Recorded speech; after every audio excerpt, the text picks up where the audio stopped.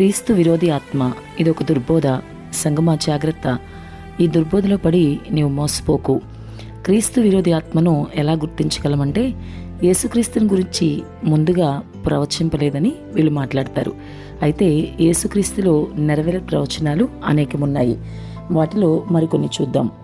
31వదిగా ఆయన రొట్టె ద్రాక్షరసాలను ఇస్తాడని ఆదికాండం 14వ అధ్యాయం 18వ వచనం, మత్తయి సువార్త 26వ అధ్యాయం 26 నుండి 28 వచనాలు.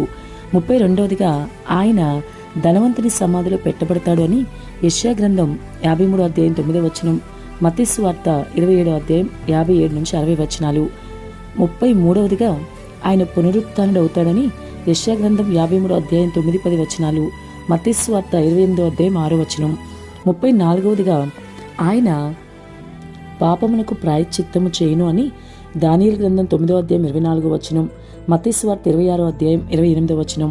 35వదిగా ఆయన శరీరం కుళ్ళిపోదు అని, ఆయన ఆత్మ పాతాళంలో బంధించబడదు అని కీర్తన గ్రంథం 16వ అధ్యాయం 10వ వచనం, లూకాసు సువార్త 24వ అధ్యాయం 39వ వచనం.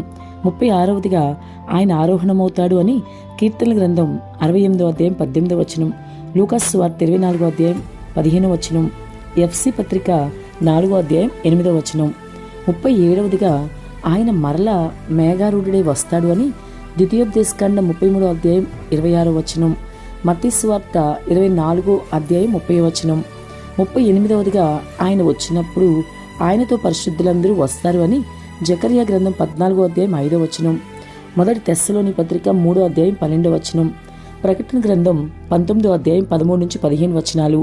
39వదిగా అటు తర్వాత 1000 సంవత్సరములు భూమిని ఆయన పరిపాలిస్తాడు అని జకర్యా గ్రంథం 14వ అధ్యాయం 9వ వచనం, ప్రకటన గ్రంథం 20వ అధ్యాయం 4వ వచనం. 40వదిగా ఆయన ద్వారా అన్ని జనులు రక్షింపబడతారని హోషేయ గ్రంథం 2వ అధ్యాయం 23వ వచనం, రోమపత్రిక 15వ అధ్యాయం 18-19 వచనాలు చెప్తున్నాయి.